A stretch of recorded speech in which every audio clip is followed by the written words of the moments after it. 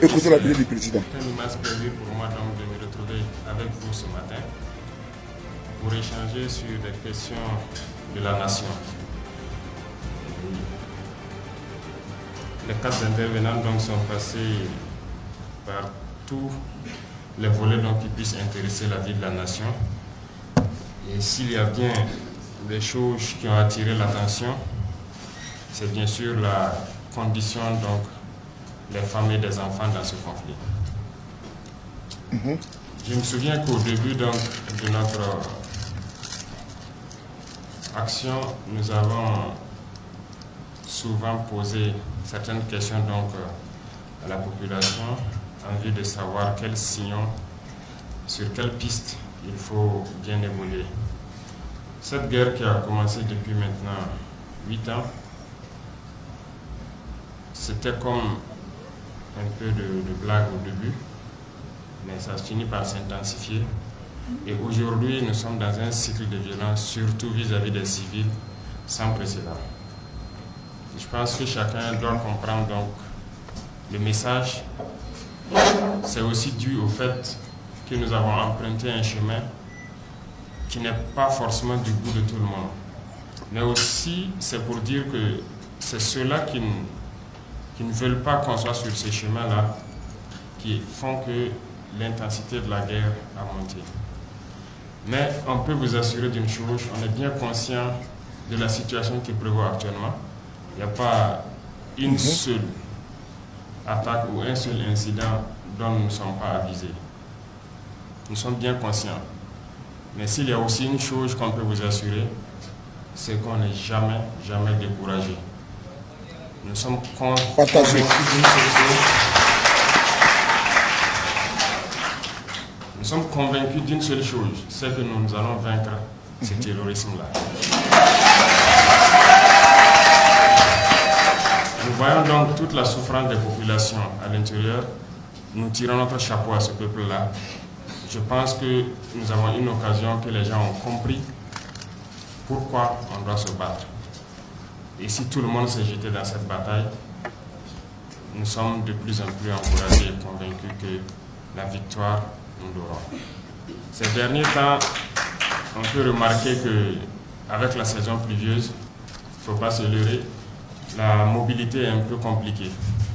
Mais néanmoins, les forces combattantes essaient de faire le maximum qu'ils peuvent pour ravitailler les zones où on a des difficultés d'accéder et aussi pour assurer un minimum de sécurité. L'ennemi aussi sait qu'il faut intensifier les attaques donc, durant cette saison pluvieuse. Donc ça va sembler dur pour nous, mais nous devons tenir bon pour traverser. C'est très important. Pour ce qui concerne donc la première intervention, nous avons bien donc, je pense qu'elle a bien détaillé ce qui se passe, les attaques de plus en plus récurrentes sur les civils. Moi, c'est de la lâcheté et c'est un aveu d'impuissance. On aurait souhaité que les attaques soient dirigées contre nous, FDS et VDP, c'est-à-dire ceux qui combattent, mais pas contre des gens à main nue, sans défense. C'est très lâche. C'est très lâche et c'est aussi un message que nous comprenons, c'est un message de désespoir à leur niveau. Mais nous ferons le tout pour essayer de garantir donc, la vie des individus. Même les UED, nous suivons tous les incidents, souvent des dames qui sont sur leur charrette avec des enfants qui sautent sur des UED. C'est très lâche. Voilà. Donc, nous sommes d'accord, nous combattants, d'être des cibles et que ça se règle entre nous combattants qui avons des armes. Mais lorsque le combat se détourne vers des civils, nous comprenons très bien ce que ça veut dire. Et tout ce qui s'ensuit avec ce conflit qui a démarré depuis là, nous vivons la situation, nous remarquons donc tous ces cas de viol, de violence, de divorce, les familles qui se sont séparées, des enfants qui ne se retrouvent plus, l'éducation et tout. Notre société prend un coup, un gros coup, et c'est l'effet recherché donc par ces impérialistes qui nous ont imposé cette guerre. C'est de déchirer notre société. Et ça a été bien préparé, on le disait, depuis les années 90 avec le programme d'ajustement structurel qui nous a été imposé. C'était une manière d'affaiblir nos armées avant d'envoyer ce phénomène. Ils ont bien réussi ce coup, nos armées ont été très bien affaiblies. Et le phénomène a déclenché de trouver des armées faibles. Aujourd'hui, c'est de déchirer tout le tissu social. Lorsque vous n'êtes pas unis, vous n'êtes pas organisés, vous n'êtes pas solides, donc ils ont toutes les possibilités de faire ce qu'ils veulent. Mais c'est contre ça que nous nous sommes insurgés et nous allons essayer de réparer tout ce qui a été détruit. Et nous comprenons très bien la situation qu'il y a là avec les femmes et les enfants qui souffrent beaucoup. Les statistiques sont là. Dans les camps de déplacés internes, nous voyons très bien le pourcentage de femmes et d'enfants, et chefs de ménage, les veuves et tout ce qui s'ensuit. Exactement comme elle a décrit dans les maquis aujourd'hui, ce sont un accroissement du nombre de jeunes filles qui sont obligées de se retrouver là-bas. D'autres travaillent dans des familles, c'est comme un esclavage très mal rémunéré. Nous suivons donc avec le cœur pincé en tout cas l'évolution de la situation dégradante donc des femmes et des enfants. Donc même cette situation de mendicité dans les rues, que ce soit à Ouagadougou ou dans d'autres grandes villes, on suit très bien l'évolution donc depuis quelques années. La question de santé, bravo, Président. qui est aussi devenue très préoccupante. C'est bon de regarder la vidéo, mais il faut partager. Il faut vous abonner à la page Facebook. Comme ça, vous allez voir nos vidéos. Les agents de santé ont dû décamper parce qu'ils sont devenus entre-temps aussi des cibles. Donc nous en sommes bien conscients également. Et je pense que le travail que vous faites déjà, le fait de plaider auprès des leaders d'opinion, la sensibilisation des jeunes et des enfants, c'est une grosse tâche qui vous incombe aujourd'hui. Depuis quelque temps, avec les nouvelles technologies, même la télévision et tout, l'éducation est devenue le mal de notre société. Aujourd'hui, la situation de crise fait que beaucoup d'enfants se retrouvent perdus.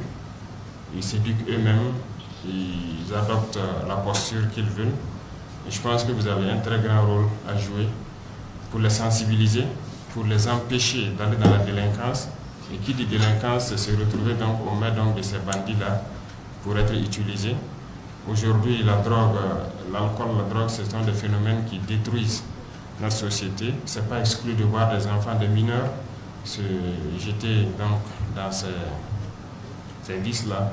Donc, j'encourage en tout cas à continuer la sensibilisation, à récupérer tout ce qu'on peut récupérer pour qu'on puisse empêcher que la future génération-là ne soit perdue.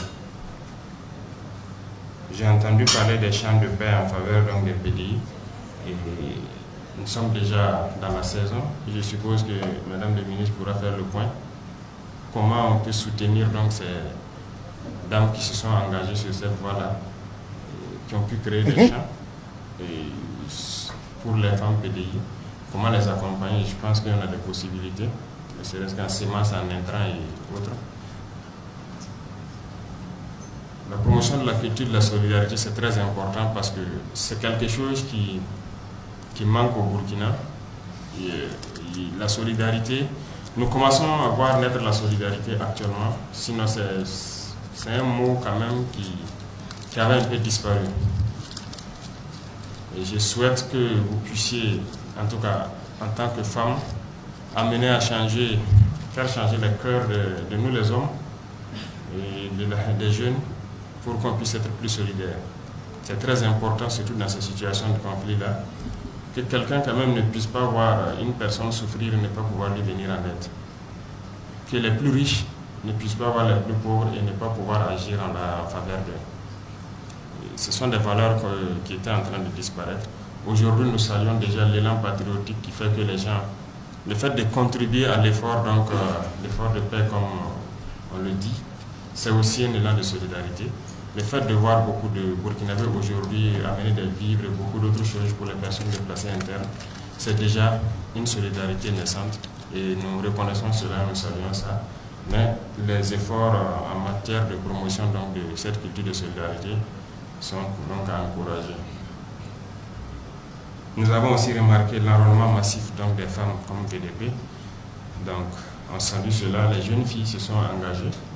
Plein sont sur le terrain. Il y en a qui font la différence. Voilà, il y a des unités particulièrement que je suis, avec des jeunes filles VDP qui combattent très bien. Voilà, qui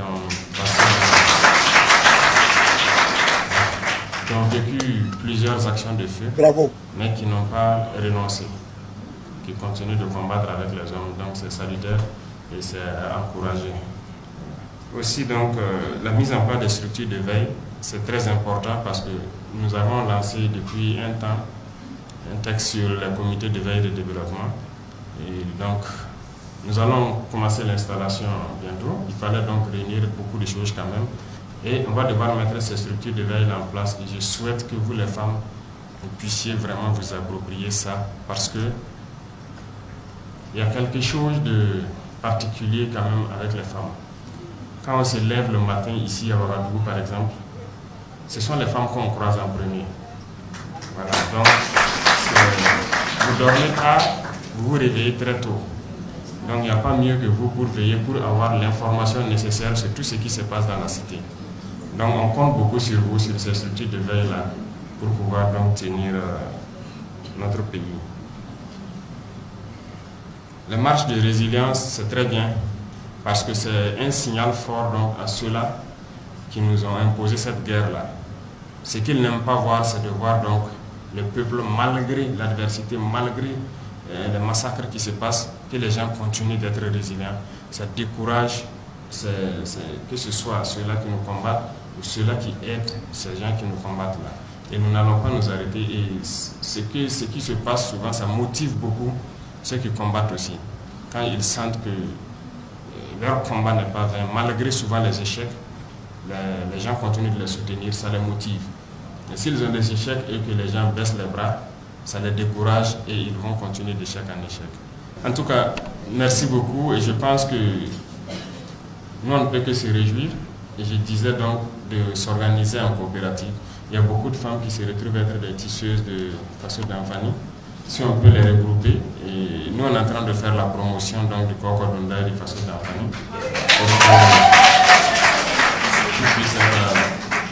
Voilà, produit, ce qu'on produit sur place, là qu'on puisse utiliser et consommer sur place. Il y en a qui sont donc dans la transformation donc, des produits locaux là. Faites tout ce que vous pouvez faire, faites-nous le point et on verra comment on peut les accompagner région par région. Merci beaucoup donc. Ça me fait vraiment plaisir. J'espère que ce ne sera pas la seule occasion qu'on pourra se voir très souvent et recueillir l'avancée donc, de ce qu'on est en train de vouloir mettre en œuvre.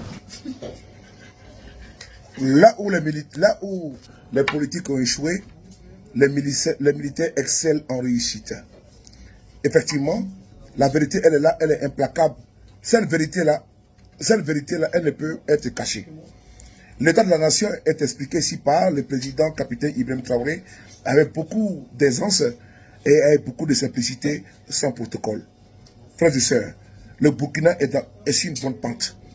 Oui, aujourd'hui, vous voyez, il a expliqué, les impérialistes ont voulu rendre un État faible.